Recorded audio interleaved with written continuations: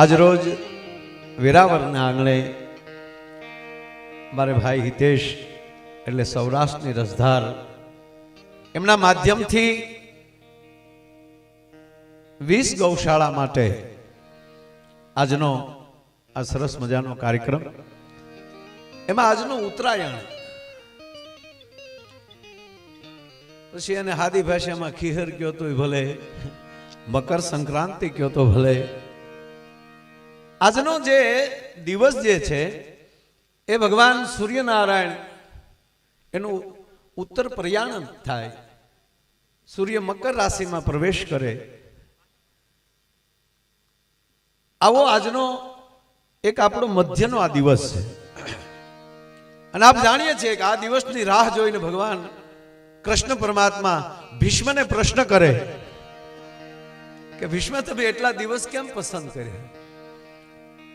ત્યારે ભગવાન કૃષ્ણને ભીષ્મ જવાબ આપે છે કે એક પહેલો તો મારો જવાબ એ છે કે હું ઈચ્છા મૃત્યુ ધરાવનાર છું, છતાં મેં એટલા દિવસ પસંદ એ માટે કર્યા કે હું અત્યાર સુધી હસ્તિનાપુરના પક્ષમાં હતો અને નારાયણ તું હોવા છતાં તમારી સાથે કોઈ દી વાર્તાલાપ ન કરી શક્યો, આપની ભેગો હું બેસી ન શક્યો. હું ગંગાનો દીકરો હટરો કટરો હાટરો જોતટ ગંગા જાય તો એનાય કુળમાં કોઈ દી ભૂત ન હરજે ભાગીરથી, એ હું ગંગાનો જાયો અને નારાયણ હું તમારી સાથે કોઈ દી બેસી ન શક્યો. એટલે બાણસૈયા પસંદ કરવાનું કારણ એ કે મને ખબર છે કે હું બાણસૈયા ઉપર હશને ત્યાં સુધી કૃષ્ણ મને રેઢો નહીં મૂકે. અને મહાભારતના યુદ્ધ પછી ધર્મરાજ યુધિષ્ઠિરના હાથમાં હસ્તિનાપુરની ગાદી જાય એટલે મારો જે પ્રતિજ્ઞા હતી કે જ્યાં સુધી હસ્તિનાપુર સલામત નહીં હોય ત્યાં સુધી હસ્તિનાપુરની ગાદીની જવાબદારી હું રાખીશ. આજ મને ભરોસો છે કે ધર્મરાજ યુધિષ્ઠિરના હાથમાં ગાદી આવી છે, હવે મારો હસ્તિનાપુર સલામત છે. અને રહી વાત આ બાણસૈયાની, તો ગોવિંદ ખબર હોવા છતાં મેં દુર્યોધનનો સાથ આપ્યો, મારી પ્રતિજ્ઞા મને નડતી હતી. એટલે આ રગની અંદર જેટલું લોહી જે કાંઈ મારી પાસે અસત્ય જે થયું છે એ મારું નસે નસમાલી લોહી છે, એ આની આ ધરતીને અર્પણ કરી અને કોરો ધાકોર થઈ અને પછી ઉત્તરાયણનો સૂર્ય થાય અને પછી હું જાઉં ને તો મારી માં ગંગા રાજી થાય, ભગવાન ભોળિયોનાથ રાજી થાય. આવો દિવસ પસંદ કરીને આ દિવસે જ એમણે પણ પ્રયાણ કર્યું. એમ આજનો આ ઉત્તરાયણનો દિવસ, અને આ દિવસમાં મહત્વ હોય છે ગાયોને માણસ દાન આપે. અને આપણે જોઈએ છીએ ગામડામાંથી, આપણે નાના નાના ગામડા હોય તો આજે ગાયોને ગોંદરે ઘર ઘર દીઠ એમ કહેવાય કે માણસો જે કાંઈ હોય એ ગાયોને ચારો આપતા હોય છે. એટલે ભાઈ હિતેશ જ્યારે મને મળ્યો અને વાત કરી કે અમે આ રીતનું કરીએ છીએ, પહેલાં ભાઈની જે સૌરાષ્ટ્રની રસધાર એમણે જે વેબસાઇટ મૂકી ત્યારે પણ મને વાત કરેલી. પોતે તો અત્યારે ઓસ્ટ્રેલિયા રહી છે, સારો સોફ્ટવેર એન્જિનિયર છે, અને પોતાની કમાણીમાંથી નીકળેલા 10% એ આ કાર્યક્રમમાં વાપરીને અને આ કાર્યક્રમમાં જે કાંઈ આવક આવે એ તમામ ગૌશાળાઓને અર્પણ કરીને આ એવો એનો જે હેતુ હતો, એ હેતુ માટે મેં પણ એને કીધું કે ભાઈ તમે આ કરતા હો તો હું 100% આવીશ. અને એ કાર્યક્રમ નક્કી થયો. નહીતર તો આ જાણો છો કે આ ખિસ્સરને દિવસે ખિસ્સર કેવો, હા, પણ અગાઉથી મેં એને એ જ તારીખ કે જો ગાયું માટે હોય તો આપણા માટે એ ઉત્તરાયણનો દિવસ સારો રહેશે. એ બાને તે મારે અહીંયા ભગવાન સોમનાથના દર્શન થાય, ભગવાન કૃષ્ણ પરમાત્માના દર્શન થાય, અને આ બાજુ આવવાનું તો એક બાનું જોવે. બાકી તો કલ્પના તો કરો સાહેબ કે આખી દુનિયા અહીંયા ભગવાન સોમનાથના દર્શન કરવા આવવા માટે તલકતી હોય છે. આપણા 12 જ્યોતિર્લિંગમાં પ્રથમ જ્યોતિર્લિંગ હોય તો એ ભગવાન સોમનાથ છે. અને આપ જાણીએ છીએ કે અહીંની અત્યારની જે વ્યવસ્થા બધી, એટલે હું કાલનો જ અહીંયા કાલે રાતે આવી ગયો હતો, પ્રમ દિવસે કાર્યક્રમ રહી જતો, એ રહીજનો કાર્યક્રમ પતાવીને સીધા અહીંયા સવારમાં ભગવાન સોમનાથને ધજા ચડાવી. આજ આખો દી એમાં, પછી પાછો બપોર પછી પાછો હુઈ ગયો. કોરી થોડો ચડાવું યાર, હા એ કરવું જોઈએ, એ આપણે કરશું ચોક્કસ એકવાર એવું ગોઠવીએ યાર ભગાભાઈ. 110% તમે બધાય ફ્રી હોવ ત્યારે મને એક તારીખ આપજો, એટલે આપણે એ દિવસે અહીંયા ભગવાન સોમનાથની ધજા ચડાવશું અને જમણવાર ભાલકા તીર્થ રાખશું. ભગવાનની પોપટ બહુ ભગવાનની દયા જ છે. એટલે ટૂંકમાં લાવો આજનો મૂળ વાત કે આજનો એ કાર્યક્રમ આજે આખો દિવસ ટૂંકમાં અહીંયા જ હતો.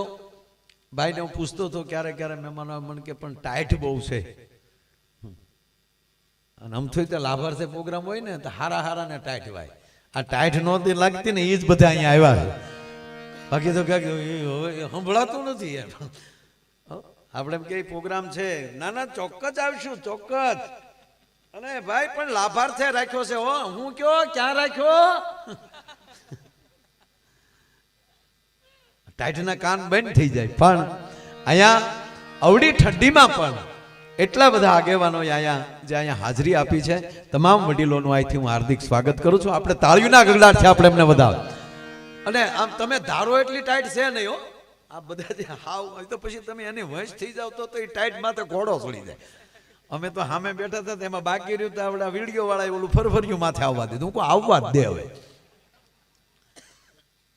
હવે આખો હાથી જાતો એમ અંબાડી સામે હું જોઉં એમ.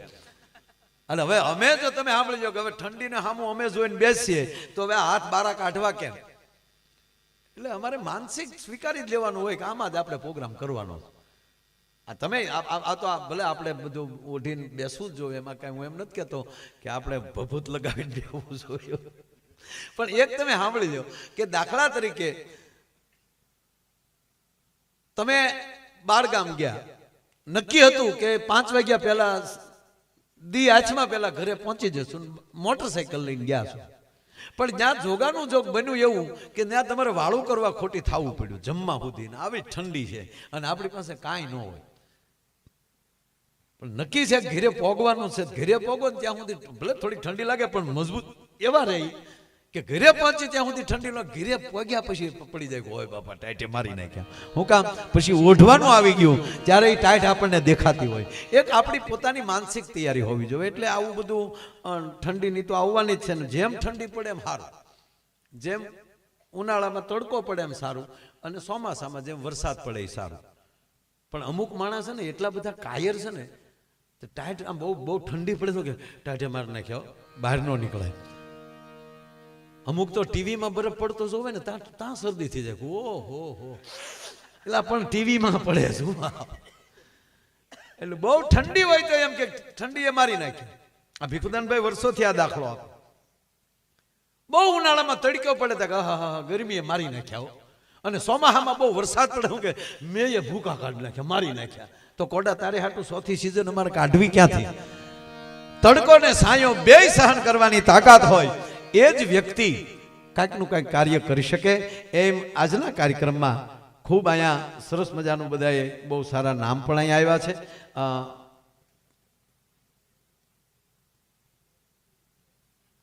આ બધાએ બોલવાનું છે ને ભાઈ?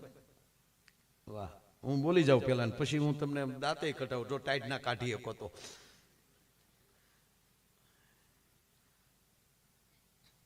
એક કાગળ ક્યાંક હોઈ ગયો છે, કાંઈ વાંધો નહીં, હવે જડશે ત્યારે બોલી જાઉં. આ પહેલા તો હું આવડા $200 બોલી જાઉં. શું લખ્યું છે? શૈલેષ મારું, ઓસ્ટ્રેલિયા, તેમના તરફથી $200 અહીંયા. એટલે $200 ના આપણા કેટલા થાય? 16,000 રૂપિયા જેવું થાય છે. તાળીઓના ગડારથી આપણે એમને વધાવો, એમના તરફથી એટલા આવે છે. અને ભાઈ મિલનભાઈ જોશી વેરાવળ કેટરસ વાળા અહીંયા બેઠા છે, તેમના તરફથી 11,001 રૂપિયા આવે છે. જોરદાર તાળીઓના ગડારથી આપણે એમને વધાવી લો. અને એક બહુ સરસ રાહુલ બારડ મેમોરિયલ ટ્રસ્ટ બાદલપરા હસ્તે રામભાઈ ધાનાભાઈ બારડ સાહેબ દરેક ગૌશાળાને 2100 ને 100 રૂપિયા એટલે ટોટલ મળીને 42,000 રૂપિયા આપે છે. જોરદાર તાળીના ગડારથી આપણે એમને વધાવીએ. ખૂબ ખૂબ ધન્યવાદ.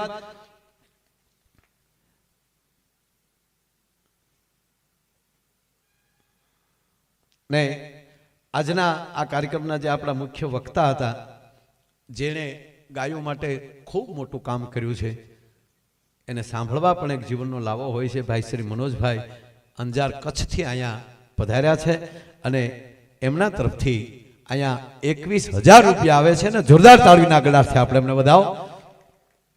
રામભાઈ દેવાજભાઈ વાઢેર આહિર અગ્રણી લોઢવા, તેમના તરફથી પણ 5,101 રૂપિયા આવે છે. હીરાભાઈ વાઢેર સરપંચ લોઢવા, તેમના તરફથી પણ અહીંયા 5,101 રૂપિયા આવે છે. શરવણભાઈ સોલંકી તાલુકા પંચાયત પ્રમુખ, તેમના તરફથી અહીંયા 11,111 રૂપિયા આવે છે. એમને પણ આપણે તાળીના ગળાથી આપણે વધાવીએ. ધાનાભાઈ વીરાભાઈ સોલંકી, તેમના તરફથી 5,558 રૂપિયા આવે છે. વીરાભાઈ ધાનાભાઈ, તેમના તરફથી 1,100 રૂપિયા આવે છે. જયંતિભાઈ કાતરિયા અમદાવાદ, તેમના તરફથી 21,000 રૂપિયા આવે છે. એમને જોરદાર તાળીના ગળાથી આપણે પણ એમને બધાને વધાવીએ.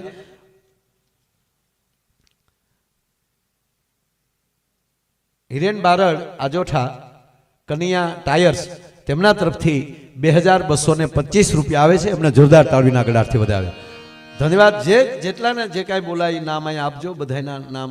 આ નામ પાછા તમે વ્યવસ્થિત ભાઈને અંબાવી દે.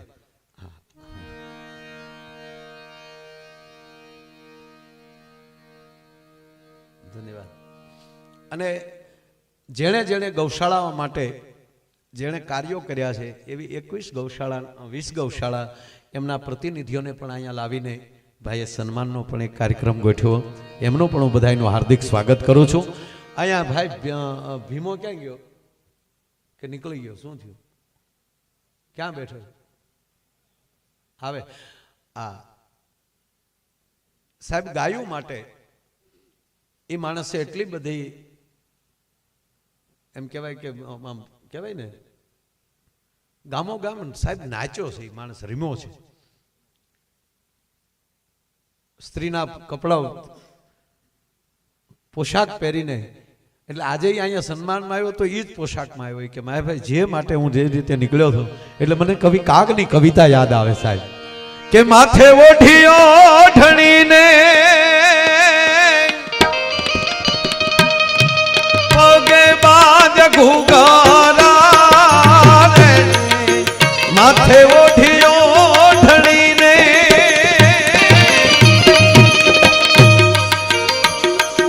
કેમ પરમાર ભાગ્યા? હે પરમાર, હજી જવાનું નથી. માથે ઓઢિયો ઢણીને પગે બાજ ઘુઘરા રે,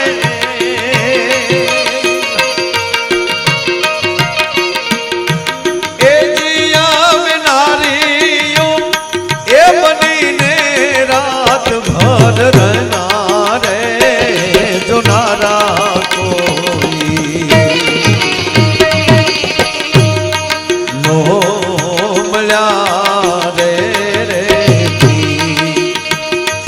અમની સારણી એ બનીને દુનિયામાં ઉભા પણ ચડનારા કોઈ નો મળ્યા રે રે.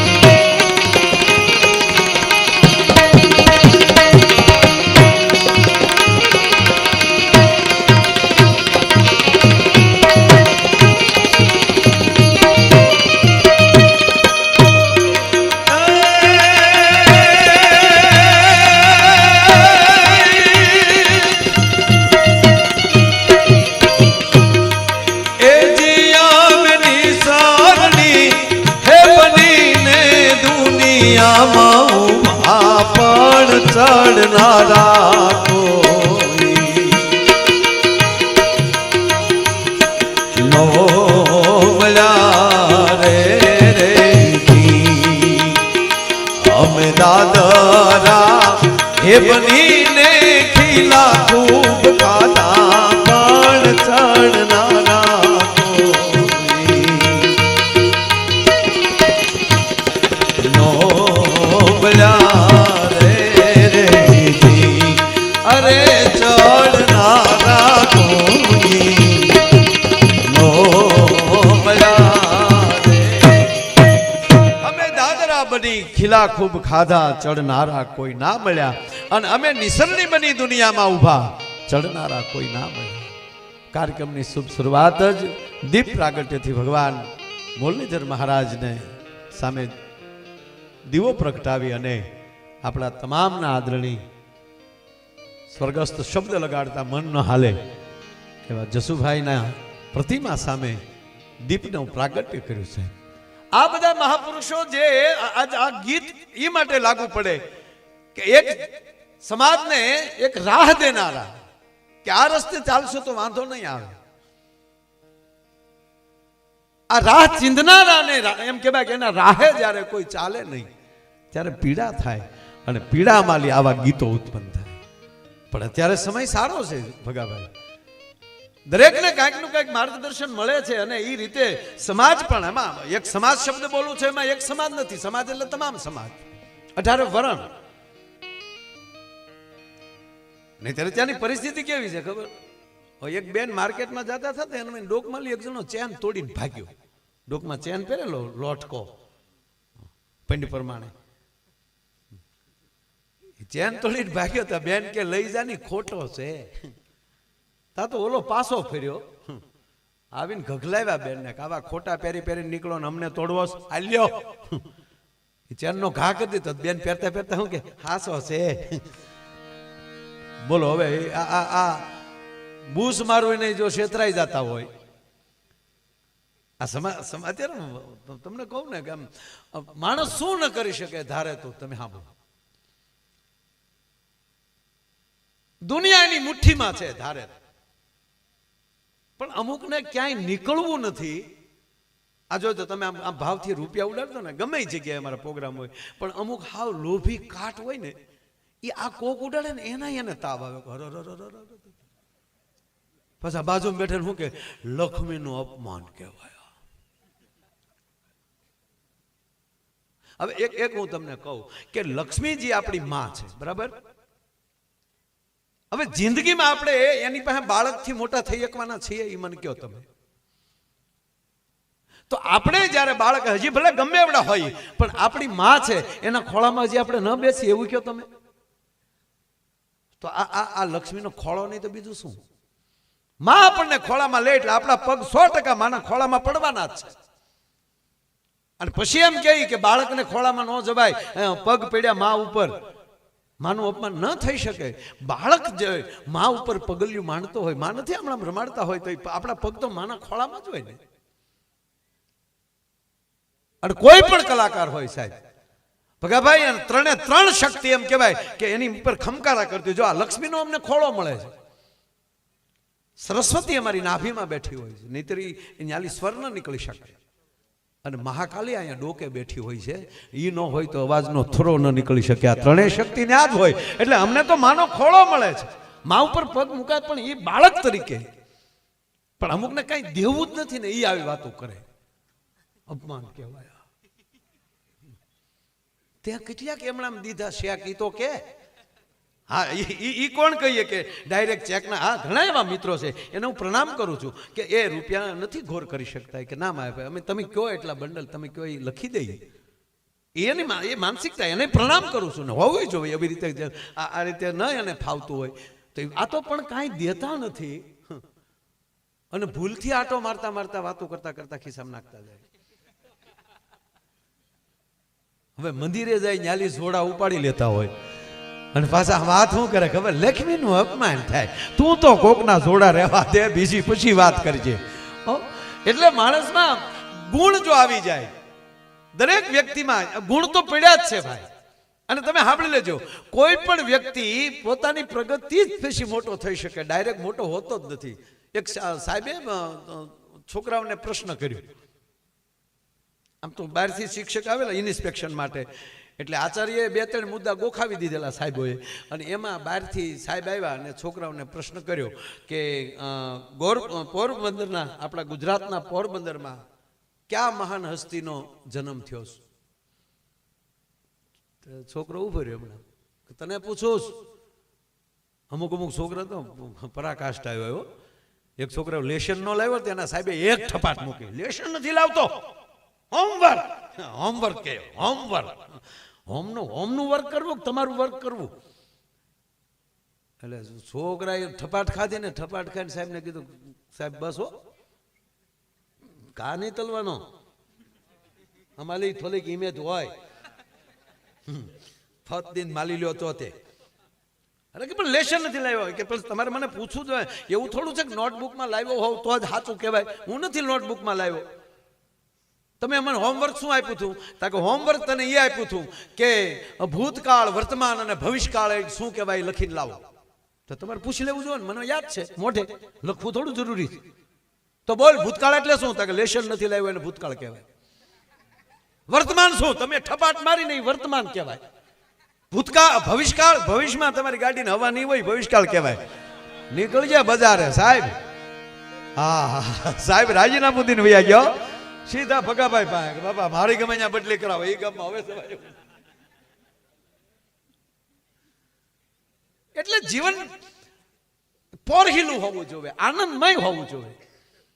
અમારે તો અવારનવાર ગૌશાળાના પ્રોગ્રામ હોય ને, મને હમણાં ખૂટિયાએ ધક મારી, બોલો, ખૂટિયાએ હિંગડે લીધો. અરે મેં કીધું મારીમાં, એ ભાઈ, એ હાંડળેશ મારીમાં મારા. મને કે એકલા ગાયુનાથ લાભાર્થે પ્રોગ્રામ કરો છો, અમારી શું તમને તકલીફ છે? પછી મેં જાહેરાતો કરી, બાપા નંદી ગૌશાળાઓ બનાવો, નંદી શાળાઓ બનાવો.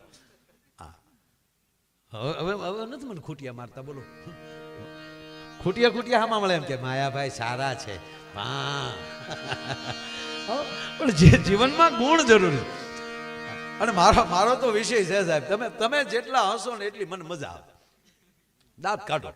હમણાં ચૂંટણી ગઈ કે નહીં, એક જણો સાહેબ મત દેવા ગયો, એ મત દેવા ગયો, એનો ઓલો ટપકું થઈ ગયું. ક્યાં છે ટપકું? કરે ડાબા છે ને, ડાબા છે કરે જમણા છે, ગયો તો મત દેવા. ઠીક, હું તો હું વારાખડે ભૂહી નાખતો હોય એટલે ખબર ન હોય, કારણ કે આપણે એક મત તો દેવાનો હોય નહીં. હજી સારું એ તો ભૂલાતું જ નતો ભગાભાઈ, ગમે આપણા એક મત દિન મને એમ થાય કરો આપણે કઈ કર્યું જ નથી. નાનપણના નેહર્યા ને,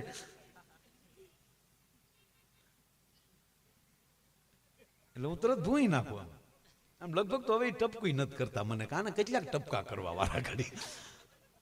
અરે એક બેન મત દેવા ગયા હતા, ન્યાય ઓલા જે ટપકું કરવા વાળા બેન હતા કર્મચારી, એ બેને ટપકું કર્યું ને તો ઓલા બેને કીધું કે બેન આ તમે કાળો ટપકું જે કર્યું છે એ એકચ્યુઅલી કેટલા દિવસ રહેશે? એટલે ઓલા બેને જવાબ દી દીધો, હું થયું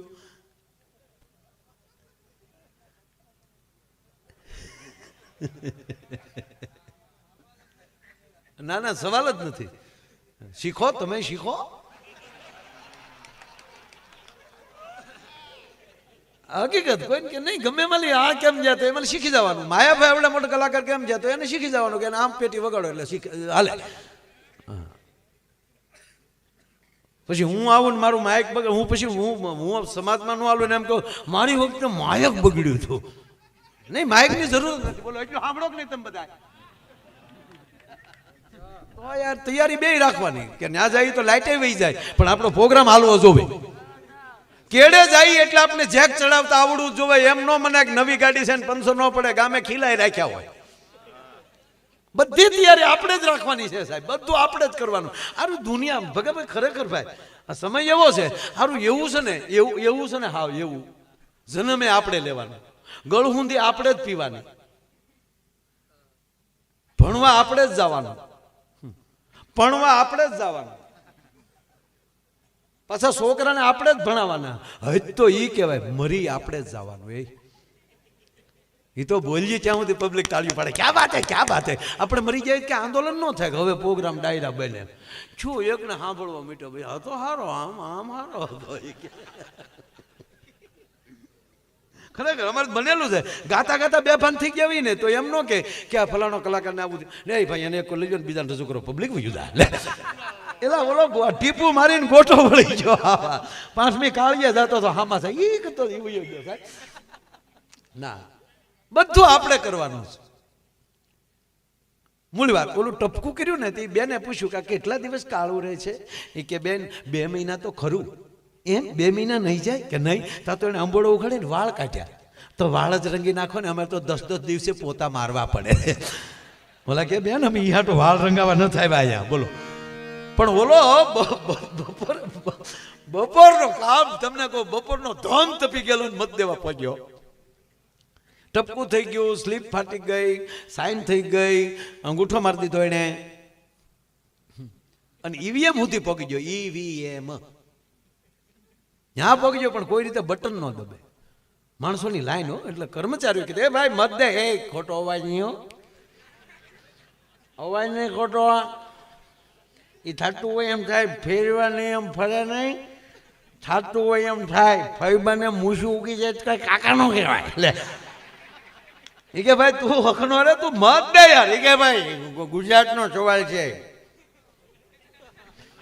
એટલે એમાં ઉતાવળ નહીં કરવાની, અને મારો જન્મજાત અધિકાર છે મત દેવો. એ કે ભાઈ તમારો અધિકાર જ છે, તમારો અધિકાર તો પૂરો થયો, હવે તમારે ખાલી આમ દબાવવાનું છે. એ કે નહીં જોવું જોવે. અરે પણ ગાંડા તારી પાસે લાઈન છે માણસોની, તા તો ઉભો કે હમ જहाँ ખડે રહેતે વહાં સે લાઈન શરૂ હોતી હૈ. ઓલા કે તારો બાપ ફિલ્મમાં સારું લાગે, અત્યારે તું દે, તું મત દે. કે મને યાદ કરવા જો શું ગઈ રાતે કઈ પાર્ટી વાળા પાઈ ગયા હતા. ઓહો હો. માણસમાં ગુણની જરૂર છે. એટલે બહુ એક સરસ મજાનું ગીત યાદ આવ્યું મારા તમને. જો ટાઈટના દાંત જ કઢાવવા છે યાર, ભલે મોઢામાં ધા ધા ધા ધવાડા નીકળતા. ખરેખર છોકરામાં ગુણની જ જરૂર છે ને. એક જગ્યાએ હમણાં ધુવાડા નીકળતા હતા ને એમાં લઈ એનું આખું ઘર હળગ્યું. એટલે ઓલો છોકરો હતો ને એ બહુ ભણેલો હતો. એટલે મકાન હળગી ગયું. એટલે પપ્પાએ કીધું બેટા તને ખબર નહોતી? એ કે ધુવા નીકળતા હતા ને પપ્પા. મને ખબર હતી ધુવા નીકળતા ખોબો ધૂળ નાખી ગયો ને તોય ઓલાઈ જાય. પાણી ન હોય, ખોબો ધૂળ નાખો તોય. આ એક ખોબો ધૂળ ન નાખી એમાં આખું ઘર હળગ્યું. ઓકે પપ્પા હવે નહીં ભૂલ કરું. આવો શાળો હતો ને, બાપ દીકરો બે તાપતા હતા, અને એમાં શાળામાં મોઢામાં ધવાડો નીકળે ને, ઘણી વાર ધુવાડા નીકળે. એના બાપના મોઢામાં ધવાડે તા તો છોકરે ઓરી દીધે. એટલે ગમે એ ધવાડા ન હાલે. એટલે આપણે ગુણની જરૂર છે. એટલે ગુણ કેવા હોય કે સાંભળ સૈયાર ગાજ એ રસિક દિલની એ વાત જો સાંભળ સૈયાર.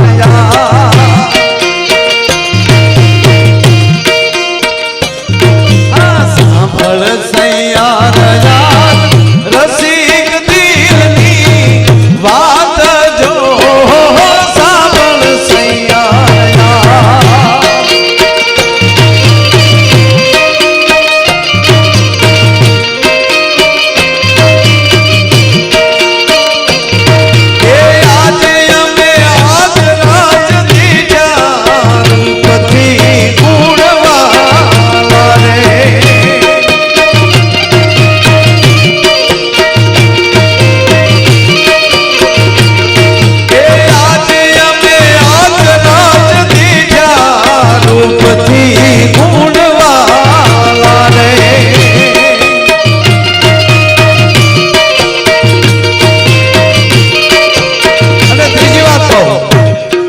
આપણા 12 જ્યોતિર્લિંગ છે ને, એમાં પ્રથમ આપણા એ સોમનાથ. સાહેબ દરેક જ્યોતિર્લિંગની અલગ અલગ ઉપાસના છે. તમારે રૂપ જોતું હોય, ગુણ જોતા હોય, અને તમારા શરીરની શાંતિ, તમારી પંડની પીડા માલી મુક્ત થવું હોય, એના માટે ઉત્તમ ભગવાન સ્વામિનાથ છે સાહેબ. તમારા વંશ વેલા માટે ઉત્તમ કોઈ હોય તો એ ભગવાન સ્વામિનાથ છે. અને એમાંય હવે તો માં પાર્વતીનું પણ મંદિર બનવા જઈ રહ્યું છે અને સોમનાથ ટ્રસ્ટે રામજી મંદિર પણ એવું બનાવ્યું. અને આગામી કાર્યક્રમ તો એવો છે ભગાભાઈ કે દેહોત્સર્ગ જ્યાં ભગવાન કૃષ્ણએ તરવેણીના ઘાટ ઉપરથી જે વિદાય લીધી ત્યાં પણ એક નારાયણનું અદ્ભુત મંદિર બનવા જઈ રહ્યું છે. અને બીજું આ ટ્રસ્ટે જે કામ શરૂ કર્યું છે એનો હું સાક્ષી છું. ધજા નિજ મંદિરમાં બેસાડીને તમને ધજાની પૂજા કરાવવામાં આવે છે ધજા ચડાવતી વખતે.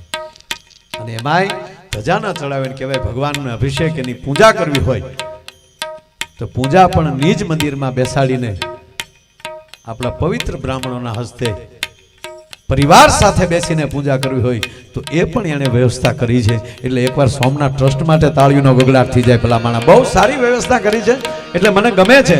પણ તમારો ગુણ જોતા હોય, રૂપ જોતું હોય. ચંદ્રને પીડા હતી, ચંદ્રને ક્ષય રોગ હતો દક્ષના શ્રાપથી. સાહેબ મને કહેવા ગયો સોમયો નાથ પ્રગટ્યો ન હોત ને તો ચંદ્ર વંશની ઉત્પત્તિ જ ન હોત ભલા માણા. હા